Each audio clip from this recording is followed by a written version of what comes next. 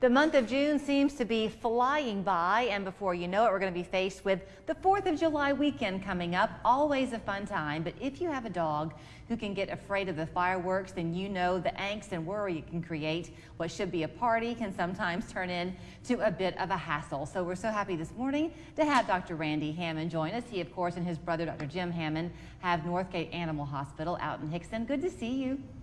Oh, good to be here, Julie. It's a topic close to my heart because years ago we had a golden retriever named Daisy, and she was a perfect dog.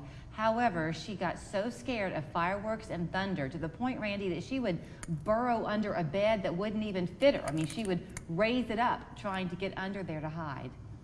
Oh, and some of these pets will just go into a frenzy. I mean, it's a real challenge from the fact that these guys are really just, go into full-on panic. So we need to be aware of the noise phobia. And if your pet has a history of known noise phobia, then talk to your veterinarian. And, there are some chill pills. We're not talking about tranquilizing them and having a situation to where, we have them, knocked out, on the couch or in their bed, but we can kind of chill them and then create like a safe space in the house, maybe one of the center rooms in the house or the basement, turn on some white noise, TV, radio, and try to do some things to mitigate the amount of sound. But we've had pets like you've talked about with your golden, Julie, that are in the backyard or maybe they're out with the family. Heaven forbid, I've seen people take their pets to the fireworks displays, and it just really, quite frankly, wigs them out, to have that much noise and everything going on.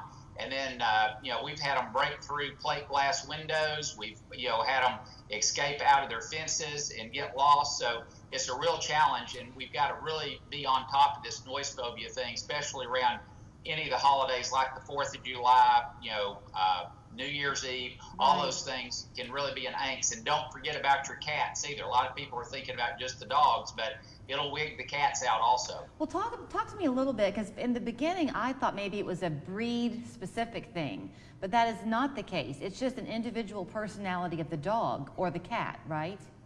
Well, it absolutely is. And if we think about, just people with hunting dogs, they train those not to be alarmed, when the shotgun goes off for the bird hunters and so forth. So even the hunters have to train their hunting dogs not to be fearful, of the loud noise that a shotgun would make, if they were out bird hunting. So it is a situation to where the pets, can be acclimated to that, but quite frankly, mine aren't.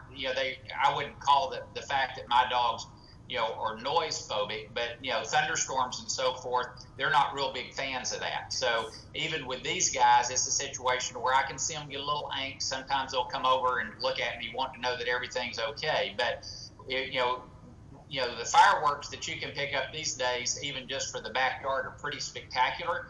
And that really creates a challenge for our pets. Okay, so help people real quickly, and then we'll get to other parts of the 4th of July concerns with your pets. But on this one with the noise, you mentioned having kind of a safe place for the pet to go. So if you have a dog or a cat who doesn't wig out, as you say, doesn't get out of control in the past, is it still a good idea, maybe not to medicate, but to find that safe place for them to go? Yeah, absolutely. And with my guys, I do the same thing. I'll end up, turning the TV on or the radio on, and just make some white noise and try to mitigate that sound. Because what you don't want to do is have a situation where something happens, and then it's a situation that the dogs have not really been, or cats been, noise phobic, and then they develop that phobia because something spooks them. So I think that's a good idea regardless of how your pets react, and especially if you're not at the house, because they can really get angst. Okay, so hopefully we'll have good weather 4th of July weekend, which will mean lots of picnics, people heading out on their boats, that kind of thing. Where there's food, you can connect the dots though to concerns about your pets, plus the potential heat that we'll have that weekend. Right. And you've really made a couple of good points. One is keep the pets away from the July 4th, food festivities, or you're going to, probably end up with a gastritis or diarrhea, vomiting or diarrhea. And then also, if you are out on the boats or around the pools, and we've already had this happen this year, those decks are hot. And we've already had a couple of pets that have actually burned their pads on the hot pool decks or hot boat decks. So be aware of that. But one of the big things I worry about is just like with people, the pets are indoors a lot, and a lot of these pets don't acclimate to the heat. And it doesn't take a lot for them to have heat exhaustion or all the way to heat stroke. The shorter nosed dogs, what we call the brachiocephalics, are the ones that are most likely to end up having that problem. So in saying that, they're basically ventilators. They ventilate to cool themselves. So as I tell people, and I've said this many times before, if your air conditioning is struggling to keep the house cool, then your pets are doing the same thing because they're heat exchangers, and it can be a real problem. So we have to be real careful because our pets aren't heat tolerant. We take them outside for the 4th of July picnic, or everybody's outside, enjoying, family time and so forth. And I know we're still going to have to exercise that social distancing during this time, but it's a situation where be aware of your pets, because if they start panting really hard, getting a ropey saliva, their mucous membranes get really, pink to dark red, they're struggling. You need to get them inside. If this gets ahead of you, initially just get your pet into the emergency facility or veterinarian. But if it's a situation to where you're not able to do that immediately, don't douse the pet in cold water.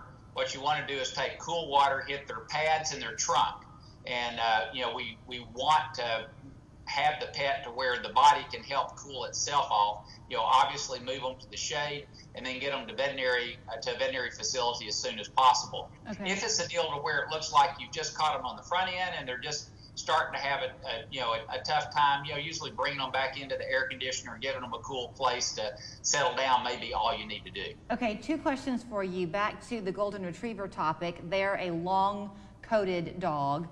Collies are. If you have a dog with a lot of fur, is it right to get their hair cut in the summer months, or does their fur, if properly groomed, help with that ventilation?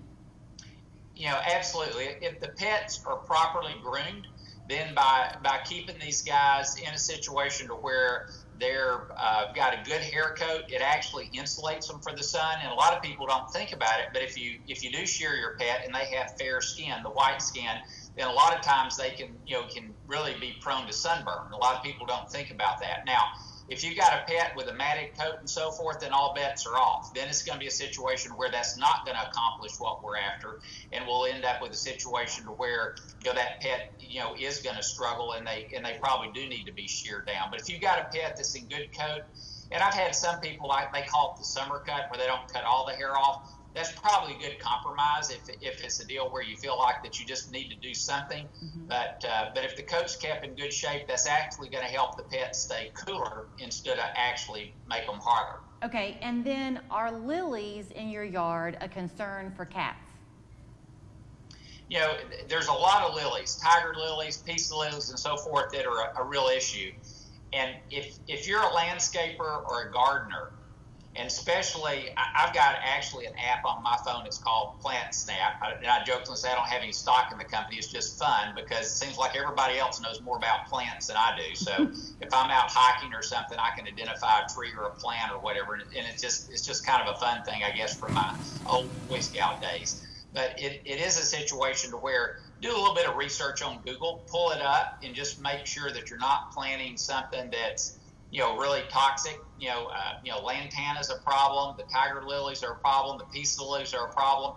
So they're, just be aware of whatever you're planting from a landscaping and flowering standpoint, or if you got something indoors, make sure that's not going to be toxic to a dog or cat. And it's a lot easier to look that up now than it was, 10 years ago, just because, it's like we've got the Smithsonian Institute in our pocket, with our smartphones. All right, Randy, always good to see you. Dr. Randy Hammon at Northgate Animal Hospital. They are still doing their concierge service. So if you're wanting to go and have your dog or cat looked at for the first time, you simply pull up and call them ahead of time, obviously, to make that appointment. But they will come out and greet you, take the animal in.